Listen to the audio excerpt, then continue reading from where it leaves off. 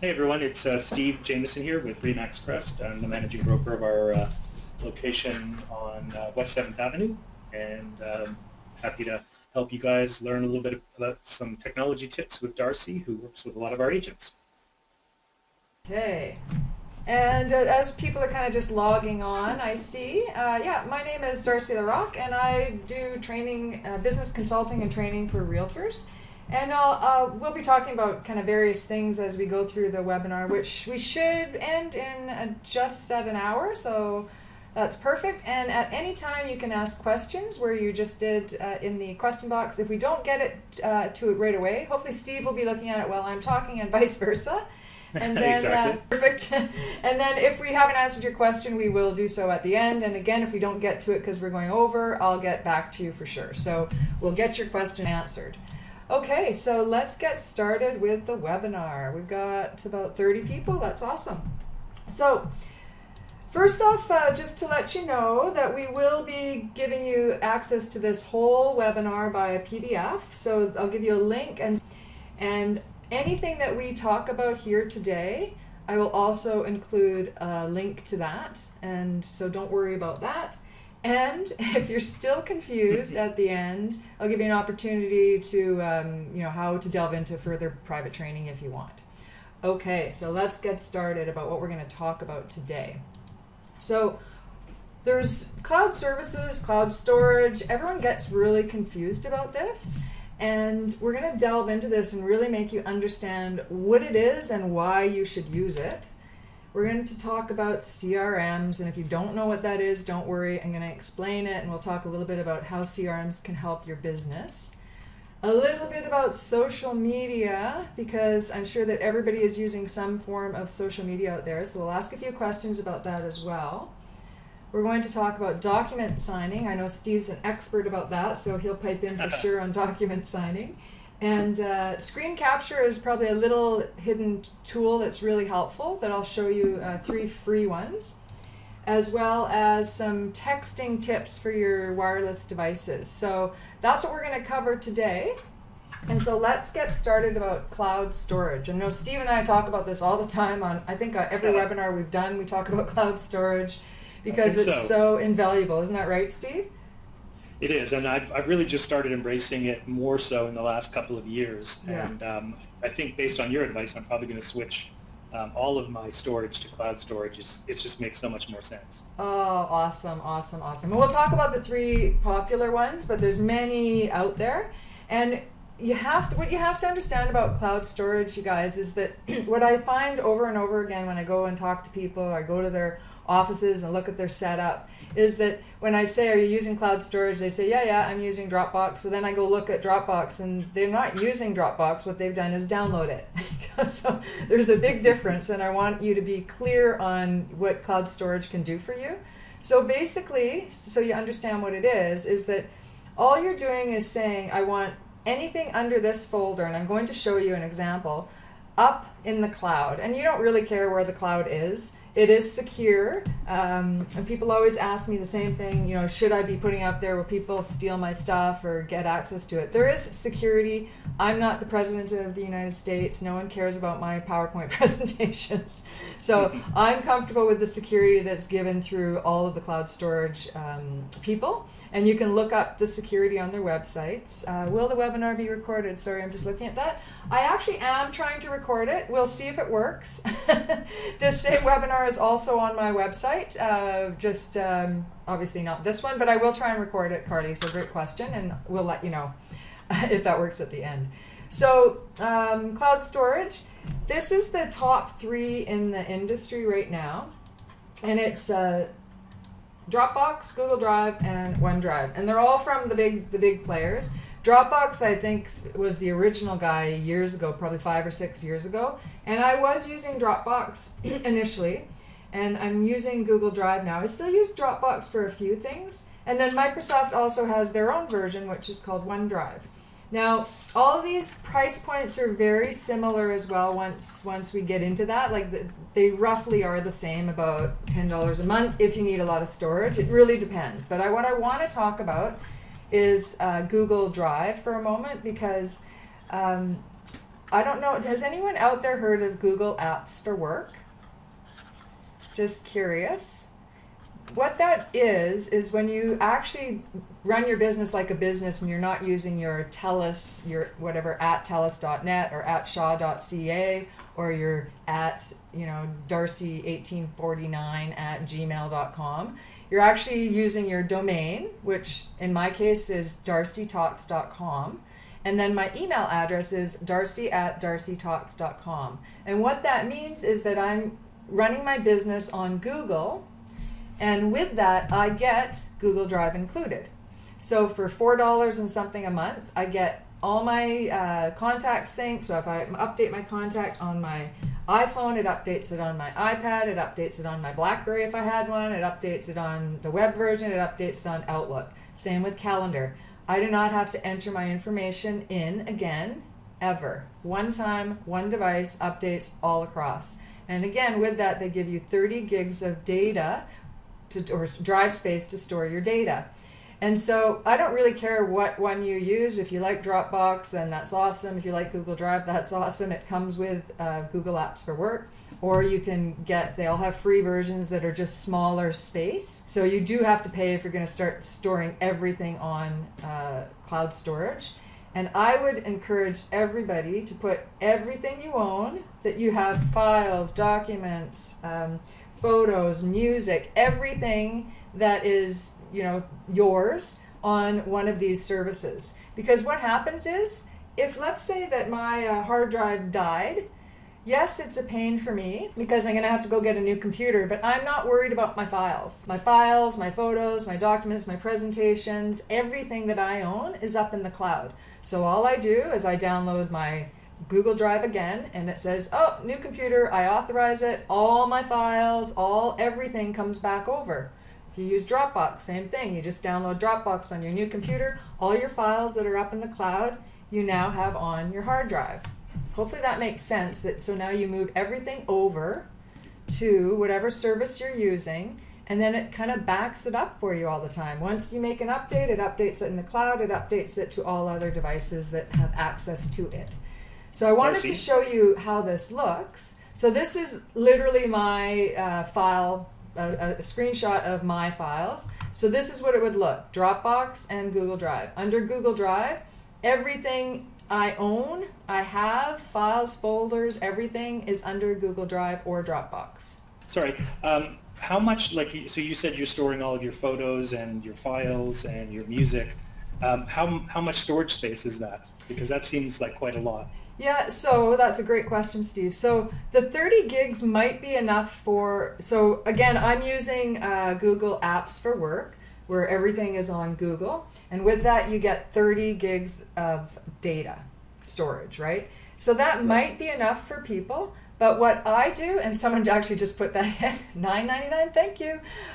Same thing, Google is the same. So with email and my syncing abilities for $10 a month, I get, Canadian, I get 1 terabyte of data, and Dropbox has the same deal. They just don't deal with email. So Dropbox just does file data storage, where Google does other things. And so for the $10, I get my email syncing, my contacts syncing, my calendar syncing, and I get a terabyte of drive space from Google. Does that make sense to everybody? Awesome. So the only problem I love Dropbox, and I used it for a long time. And just so you know why I switched, well, part of it because I moved everything over to Google, but what I found with Dropbox is that and it probably wouldn't matter to you depending on if you actually share folders. So I had an assistant and I needed her to have kind of top level rights to folders underneath, but I'd shared the folders underneath with clients. They were client folders. So if I work with someone, I shared a Dropbox folder where we'd put all our documents and share things. But Dropbox didn't allow me to do it that way. They wouldn't allow, I shared it below, they wouldn't allow me to share it above. So, but Google does. So I actually switched to Google for that reason as well. But I do love Dropbox. So regardless of what you use, I'll send you links to all of them. They all are awesome, but you should have all your files and everything under some service because it's so cheap now, right? Everyone get that? Everyone's going to move all their stuff to some cloud storage service, I hope, okay? Okay. So I think that's all the questions answered for cloud storage, which everyone's going to start using now, right? And if you are interested in moving over to Google Apps for Work, let me know, because I can give you a coupon code for, I think it's $10 off, so you get a free month or two depending on what you're purchasing with them. Okay, so now we're going to talk about CRMs.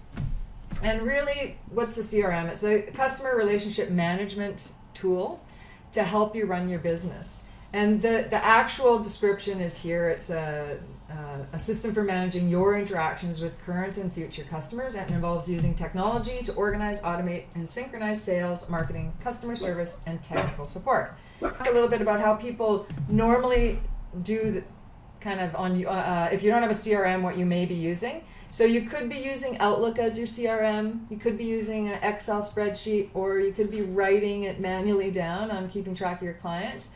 But that isn't efficient after you have, you can't, after 2 or 3 transactions at a time, it's not an efficient way to do it. And I'll explain why in a minute. So when we were looking at CRMs, and I look at them probably every year and a half, and then I go by the same thing. Nothing's going to be perfect, because you work how you work and they might not have it exactly how you want it to work. So nothing is perfect. My big thing for any CRM is that it syncs. And when they say yes, it syncs, that doesn't mean a one-time upload of your contacts to their service. That's not syncing. I mean, if you update your device, does it sync with your CRM and update the contact in your CRM? Is it easy to use? Because, well, you're not going to use it if it's not easy to use. And then the money side. And I actually think if it's a really great system, who cares about how much it costs, really? Because if it's going to help your life, then whatever it might be, $100 a month or whatever it might be, is no big deal. But we were looking at money as well. And one of the biggest things that I always look at is support. If I'm on hold for 30 minutes every time I need to find an answer to a question, it's not worth it. Your time is valuable, right? So support is key. And I actually was just looking at one because someone said, oh, I love it. And I said, well, I haven't looked at it in a while. So I went and looked at it again. And okay, I wonder if their syncing has changed, because stuff happens over a course of a year. Maybe now they actually are true syncing. And so I phoned them to find out. After 15 minutes on hold, I said, no, I don't really care if they sync. I'm not spending 15 minutes on hold just to find out what the answer to a question. It doesn't make sense. So support is key.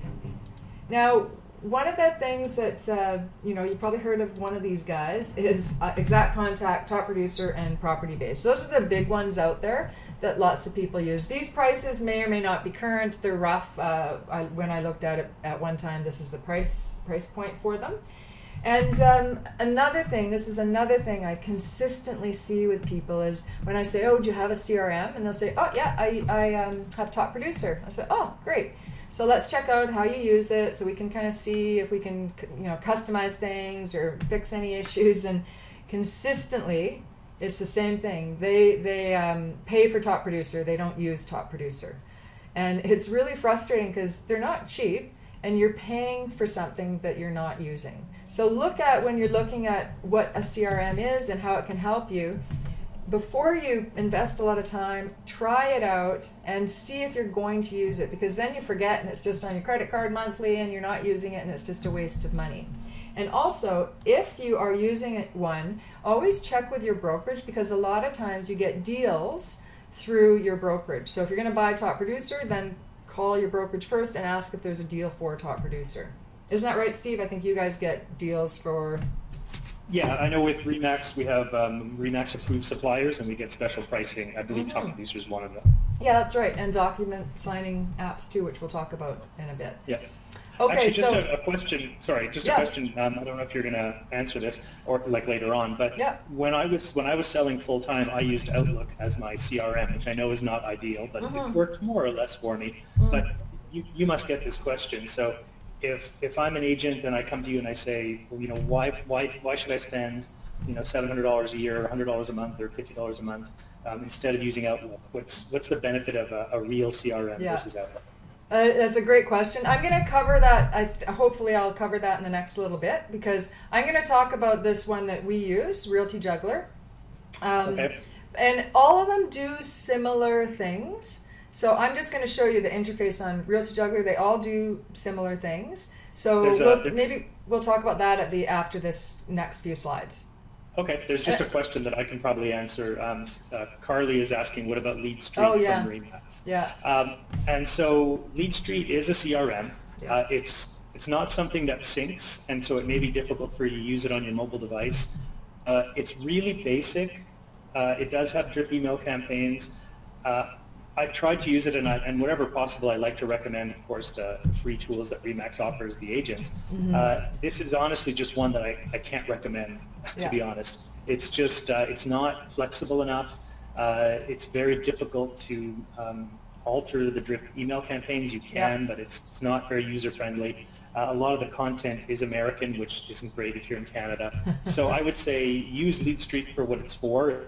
And we won't go into that today, but it's not really a good CRM, to be honest. Yeah, and I'll pipe in there too as well, because I actually just was looking again at Lead Street to see how the drip campaigns are, and what's unfortunate about that is that they look fabulous when they're sent out. Like, the design is awesome, but I totally agree with everything you said. It's difficult to. It's not intuitive, I don't think, to use, but the campaigns really look good when they're sent.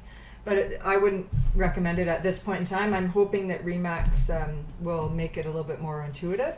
But they have there's so many awesome tools on the RE/MAX that gives you. So, use all those other tools that are out there. Exactly. For sure. So I just wanted to talk about Realty Juggler. You get, it's a 5-month free trial. And their price point is really, really, really inexpensive. So it's $99 a year, and when we found this one, I was actually really surprised about the price, and I'm still surprised at the price and that they've never gone up. We've been using Realty Juggler, and I've been recommending Realty Juggler for probably 2 or 3 years now. And again, those things that I talk about, the support side, phenomenal. They always answer their emails, and if you leave a message, they call you right back. Like, their support, and you get to know the people. There's like 3 main guys that answer the support calls. And they're just really phenomenal. I wish I got something out of telling you about Realty Juggler. We do get an extra free month, but it's not a big deal because it's $100 a year per user, by the way. So if you have a team, you can have access. So like for some of my clients, they give me access to their Realty Juggler. And you get 2 extra free months, again, on the link that I'll send you when you click. So, you get 3 free months, I think, and then 2 more for 5 altogether. So if you can't figure out in 5 months whether you like the product, then it's probably not the product for you. But True. I think it's a great product. But like all of them, they all have similar things that it can do, okay? So this is the interface, so you can sync when you set up a Realty Juggler initially, you get it to sync with your Gmail, your Google or Outlook, and then your contacts are all in Realty Juggler, and your calendar if you want your calendar in there as well. And what it does is it goes through the process of, so you have a contact who then maybe becomes a prospect, who then becomes a buyer, who then becomes a buyer closing. It kind of walks you through all the steps, and all the steps that go along with that are all automated. So it will say, let's say you have a listing, it'll say, did you get the keys? Did you get the photos done? It'll have checklists to do each of these items. So that's one of the benefits of this, rather than using Outlook or something or written down, or however you may do it right now. This also, you can put goals in. Like we probably use only 50% of what's capable on Realty Juggler. But we don't use the expenses and the goals and the income, but we could. And when you do a closing, it calculates your commission. It does all this stuff. So when you tap on the income, it actually lists all the transactions you've done and what your income is, and it should match whatever your income actually is. So we love this product. And then on the other side of things, which I think is one of the best things about any of the CRMs, is something called drip campaigns. And drip campaigns are just consistently keeping in touch with your past and current and future clients so they remember you. Now I have to say, I'm not a realtor, my husband's a realtor, but realtors are a dime a dozen, right? So if you don't keep in touch with your people, chances are that they've met another realtor somewhere along the line, right? So I really think like drip campaigns are unbelievably, you have to do them. We have one of the clients. I'm going to show you this.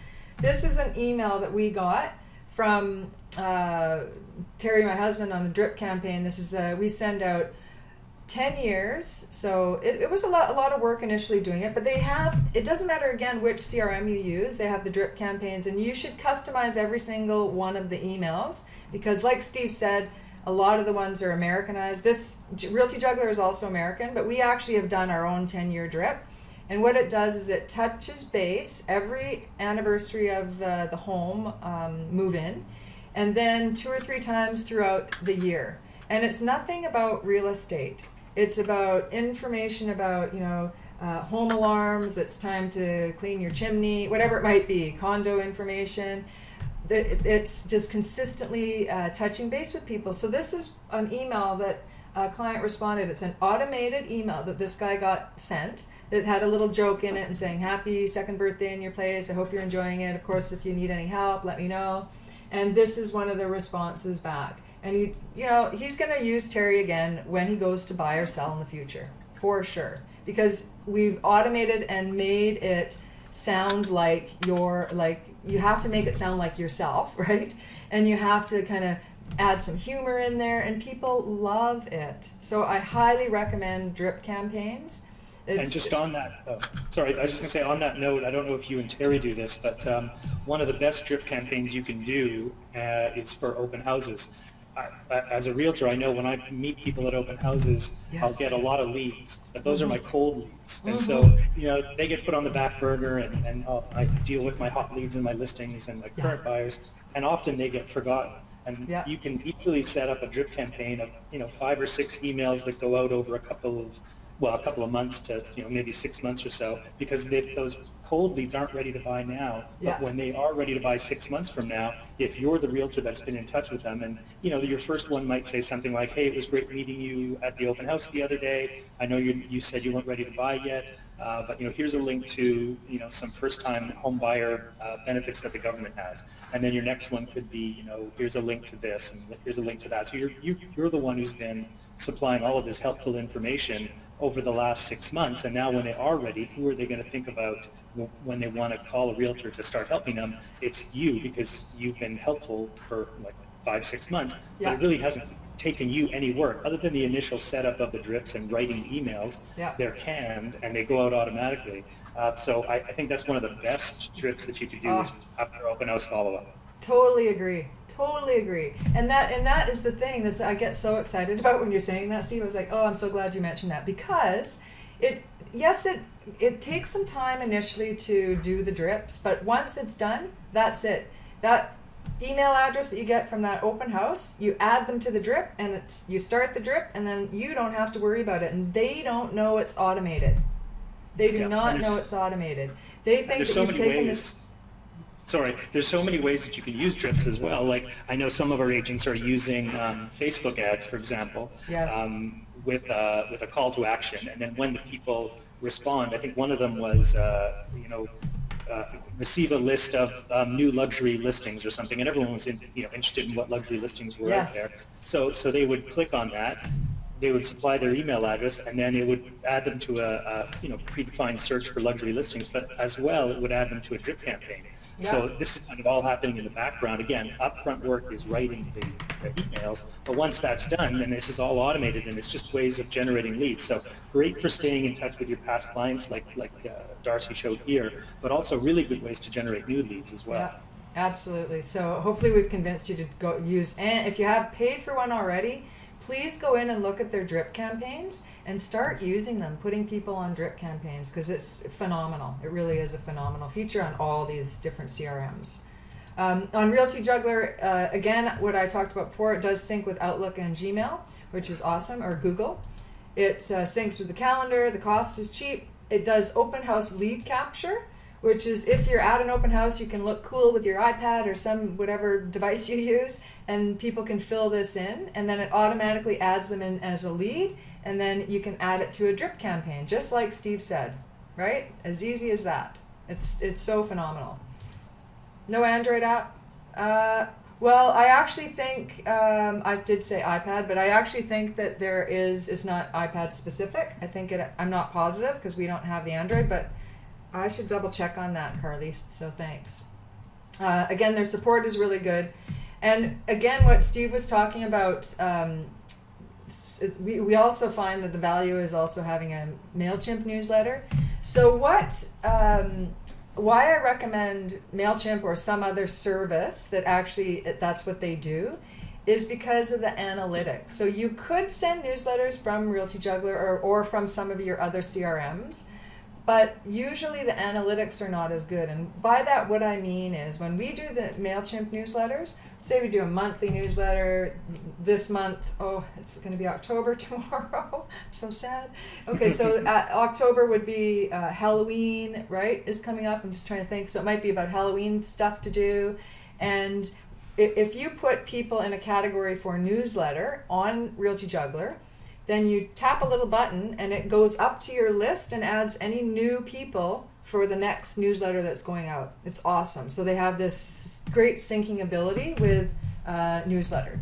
Does Realty Juggler sync with Apple, iCal, and Contacts? So that is, do you mean, Mark is asking that, and I'd have to know more about what you mean. Like, is it actually are you using a Me account?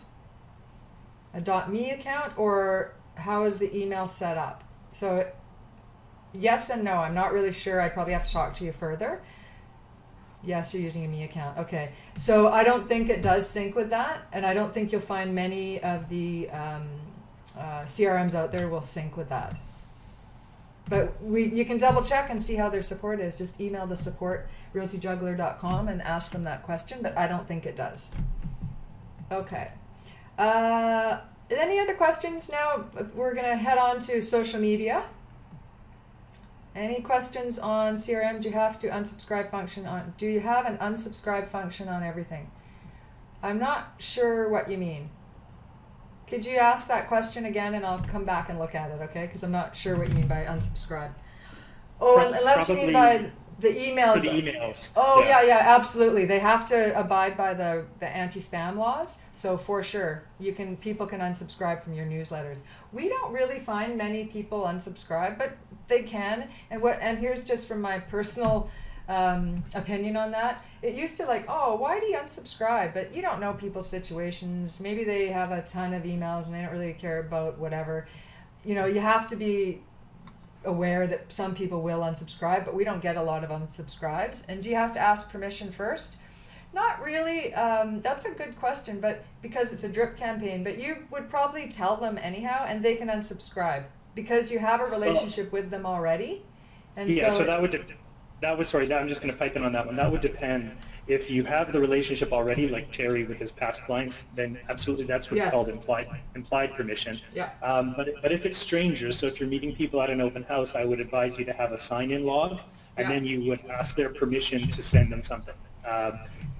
It's kind of tough to imply permission just because they went to an open house that you're okay to send them stuff. So be careful with that. And again, if they give you their email address in on a Facebook post that have a call to action, then that's they've given you express consent. So you can't just buy a list of emails or find a list of emails somewhere or trick people, right? You can't say that sign in to my open house and then you start them on a drip about buying property in Vancouver. That's not what they signed up for. Yeah, and they can report you for sure. And this is I'm back on that lead capture on Realty Juggler, and the question is, do they have an app for that? And I was just looking at this because I now remember it's not an app, it's just a web version. So you'd be able to use this as well. And this, if they sign up then they're giving you consent. They're giving you their email address, so it's all good. Okay. Let me just go forward. Okay, so we're going to talk now about social media. So how many people out there are a little overwhelmed with all the different things on Facebook, YouTube, Twitter, LinkedIn, Pinterest, Instagram? What do you do, right?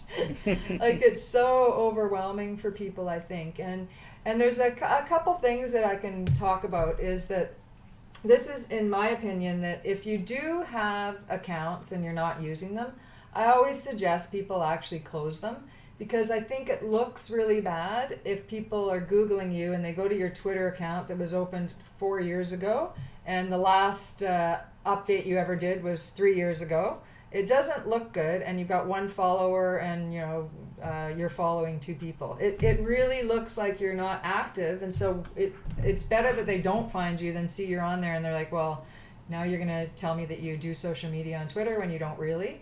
So I would remove it.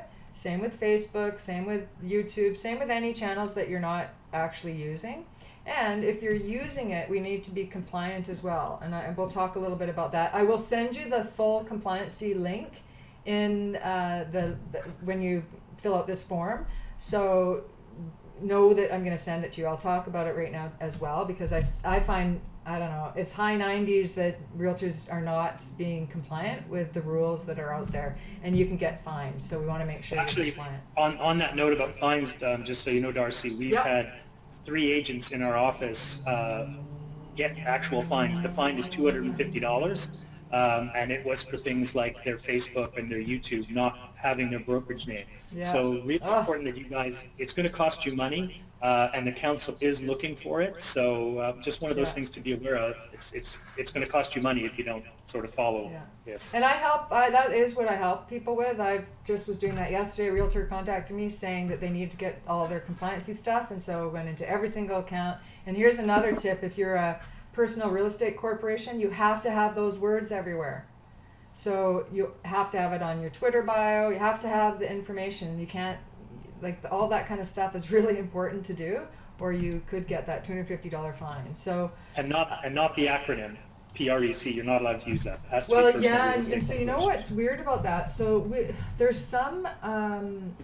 It's unfortunate that some of the places don't give enough room. Like, that's a long Twitter bio. There's not a lot of room to write much. So we have put PREC on there with the they do say that you're not supposed to, but there's some, like Twitter bio, there's not much room there.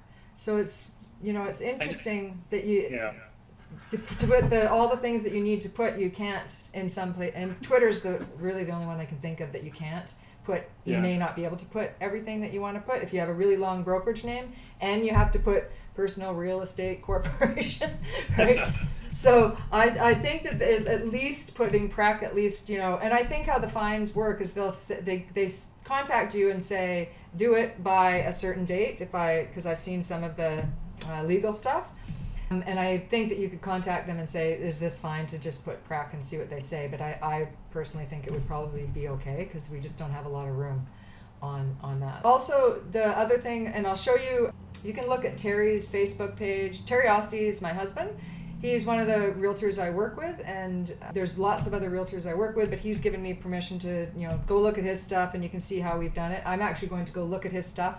I look at stuff every 6 months because stuff changes. I want to make sure everything is, links work and all these different things. Every 6 months or so, check all your stuff on social media and your website, that all the links are working and everything's cool. Okay, so here's a tip on posting. Does anyone think this is a good posting about an open house? Any comments? I'll tell you. I think it's a trick question. I know, that's right. It's a total trick question. This is bad. And so I grabbed someone, but I say this is bad, but I see this all the time.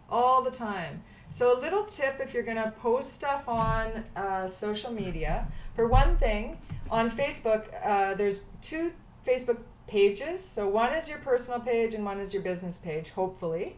On your personal page, if you're doing this, I haven't seen Facebook actually implement this, but this is running your Facebook personal page as a business page, and it isn't really allowed by the rules. I haven't seen them do anything, like I said, but if you're doing any postings on your personal page, you also have to be compliant. Again, I'll talk about the compliancy in a couple slides. So remember, it has to be compliant everywhere. Facebook personal page if you do anything about real estate.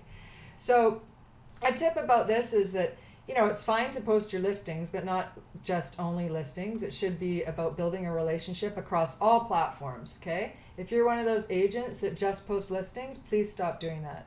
Please start interacting with your audience, right? It's not about people who are probably your friends on Facebook and like your stuff.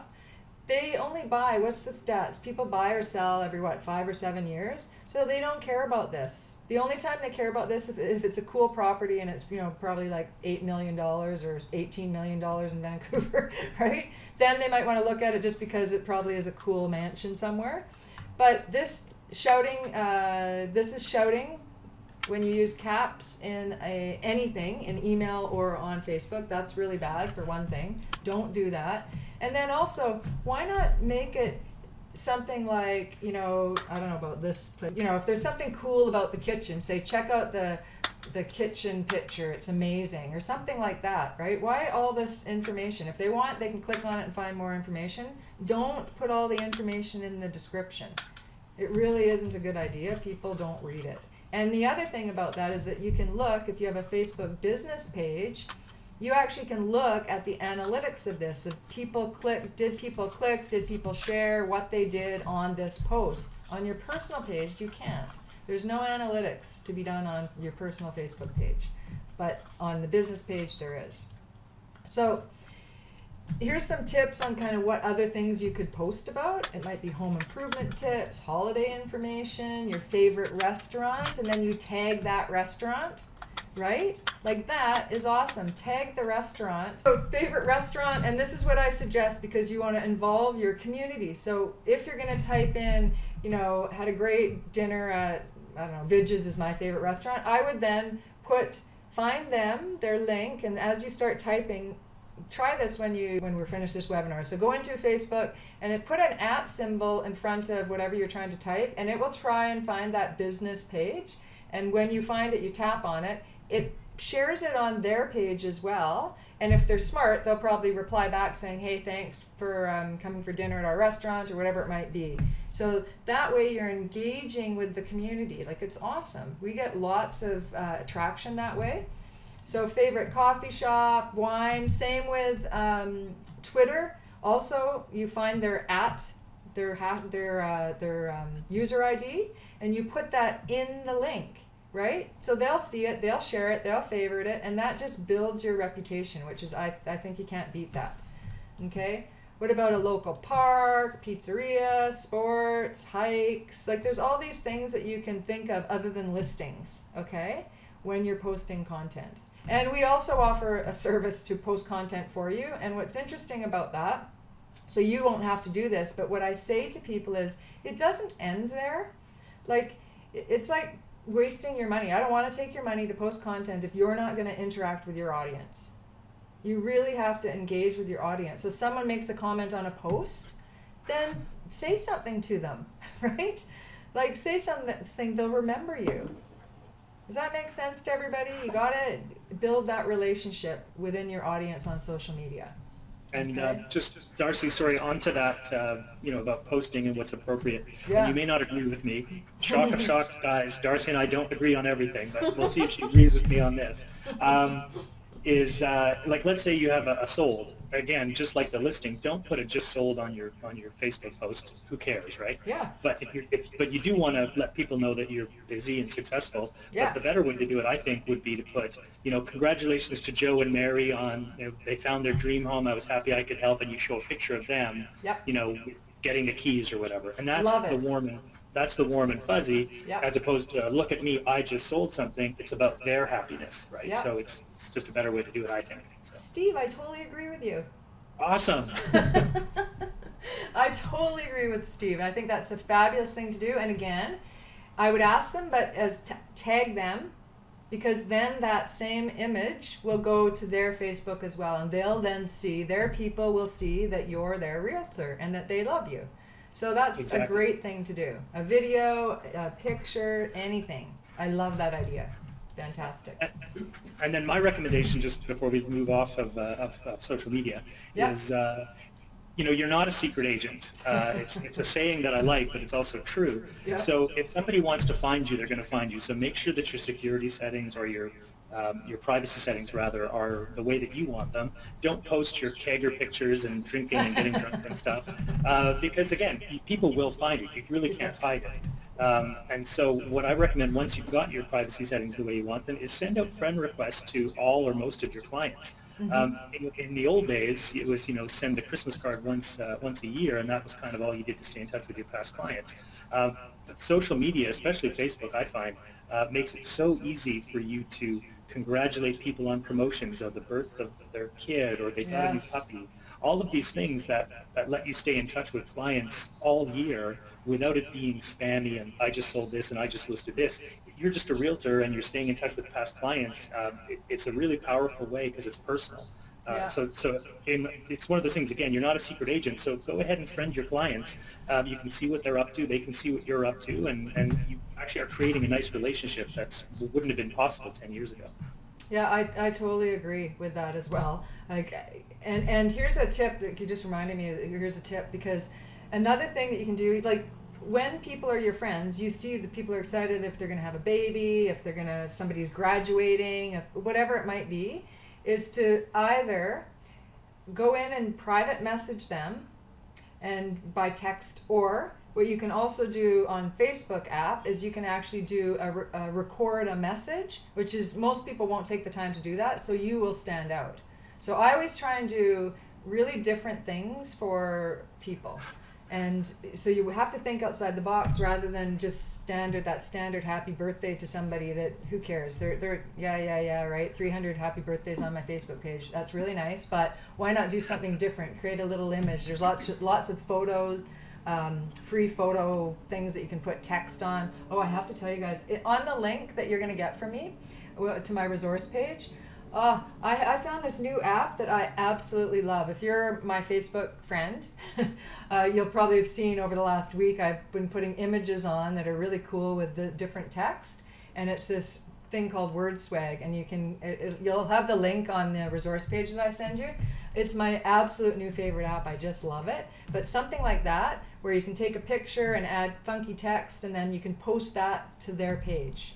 Okay, and say happy birthday, whoever. Just something, think outside the box.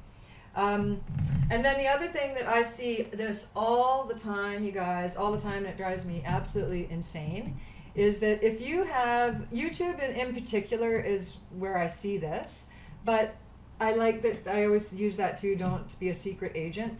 Your settings should be open, people should be able to find you, and at the very least, if you look at your page, I want to be able to easily email you and easily phone you. So your phone number should be easily seen. I don't care, on your website, on Twitter, it should be in your bio.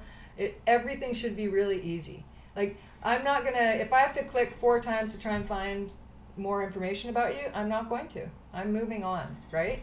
And then what I see people does anybody actually use YouTube for virtual tours, or I don't know, keeping in touch with their clients using some kind of video method? Is there people out there that are using YouTube? I have the odd video. Yeah, okay, well, so what we want to say is that in the description of your YouTube video, you should have a description of the property, you should have the property address, you should have the MLS number, but you should also have this information.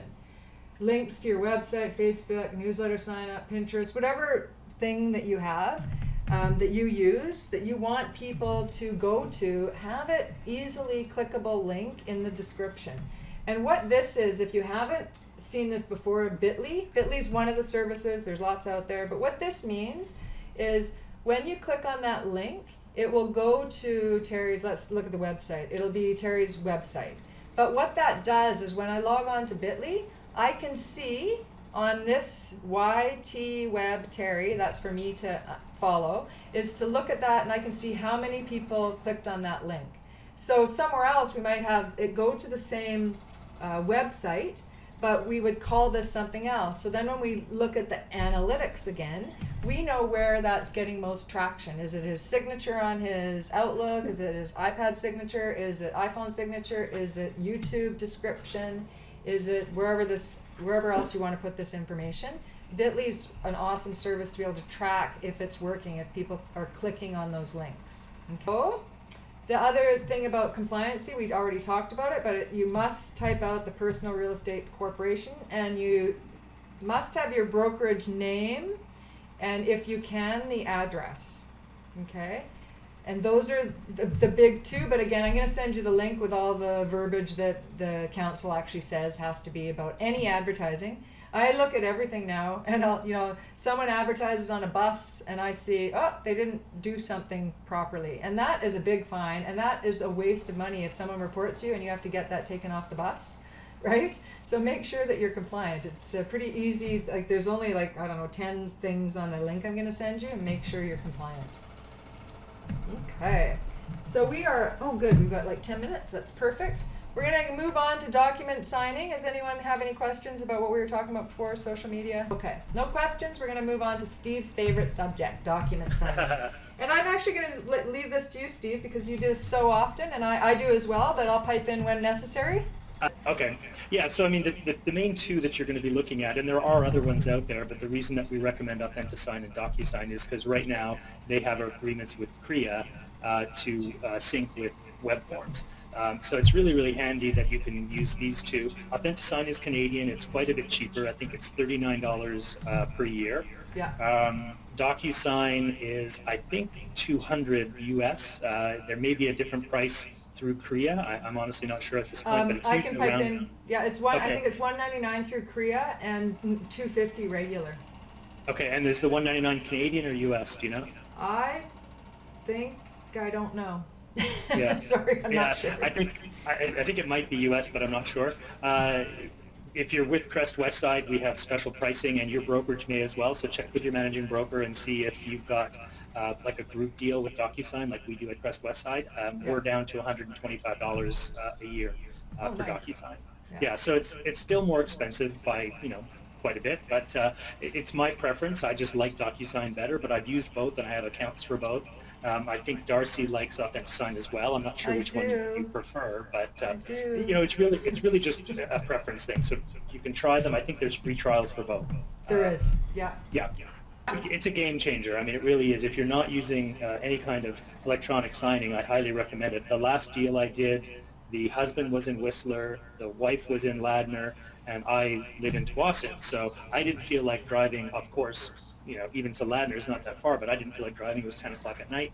The guy in Whistler was able to sign. My client was able to sign also just on her iPhone. So the whole thing happened, while I'm in my pajamas and I get to go to bed. So I highly recommend it. Yeah, I think I'll tell you a story about us as well. As we were at the P&E a couple years ago. This is when we first were really looking at using this. And we had just got there, just entered, met our friends, and there was a counter. And we're like, Terry's like, oh, okay, he's got to drive back and go work. And I was like, no way. You know what? I'm the technology expert. We're going to sit in the beer garden, and we're going to use, at that time we were using DocuSign, and we're going to figure out how to do this so you don't have to leave. And so we had a beer, and I think within 20 minutes we did the counter all and sent everything out to the clients. And I don't know if you have not used one of these tools, and there's some free ones out there too that are not on web forms. They're awesome as well, but just use something. Like, what an amazing thing not to have to run around and try and get things signed in person. And there's so many features about this too. It's like you look super cool with technology to your clients, right? Like, I think that's a game changer. I think once you start using it, you'll wonder how you ever lived without it. Okay, so check out either one of these two or one of the free ones as well. The other thing I wanted to talk about is screen capture. And screen capture is kind of handy for realtors because what we use it for and what I show people is, let's say you want to look up a property. You can Google the property and it shows where the school is, where the, I don't know, it might show where the highway is close in proximity. And you can use any of these free tools to do a little screenshot, write on it, say this is where the highway is, this is where the school is. And it just is a great tool. With Windows 7 and 8 and 10, there comes a free tool called Snipping tool. You maybe have never even noticed it before, but search it in your window when you get back at the office or whatever computer you're using, called or Snipping tool. And then Jing also has a free version, and it's so amazing. And actually what I'm going to do is I'm going to show you, okay? So it's just a little kind of add-on. It hangs up on the screen wherever you put it. And you can actually just say capture the screen image, take a short video. You can do a bunch of things with Jing, and it's free, okay? And on Mac, I think QuickTime actually just does a snipping as well. So those 3 tools are awesome, and I will send you the links for Jing as well. Okay, and someone says snipping tool is awesome. It is awesome. I use it all the time. It's sitting on my taskbar normally, but I have Jing, I've got snipping tool. It looks okay. And then the last little thing, and we're like, this is so good. It's 5 minutes left. That's awesome.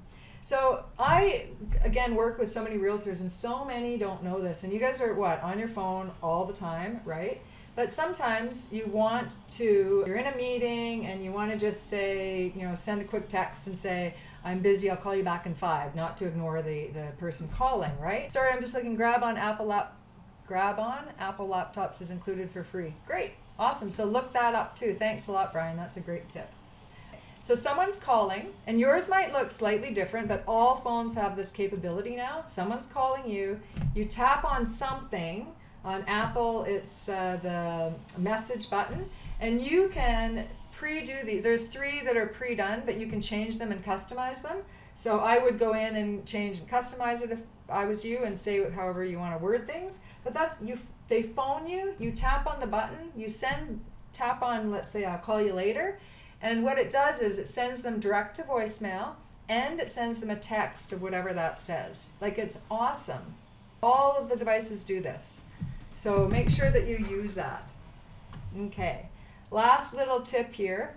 I'm just going to show you a short video. What this is on smartphones and wireless devices. Watch what happens. I type COM. Did you see what happens? So what happens is anything that you type all the time, this is a confidentiality agreement. So, but what we did is they call it word substitution on some devices, and actually I think that's an old BlackBerry term. They now call it auto text, I think, or spell check, or so. They're all different on different devices. But what it is you can input a couple letters, and it will input words, sentences, or paragraphs for you. Like, what a time saver. I use this all the time, okay? I actually have one filled out on mine where I spell out realtor the proper way. So all caps with the registered trademark. So I type in R-E-A-L-T, and then I hit the space bar, and it populates what I want it to populate, which is realtor spelled properly, because it's a pain to spell properly, especially on a smartphone. And you should, you know, obviously spell it properly. So check out your devices and see, complete the word substitution on yours. Okay, auto incorrect. That's right. Good one, Carly.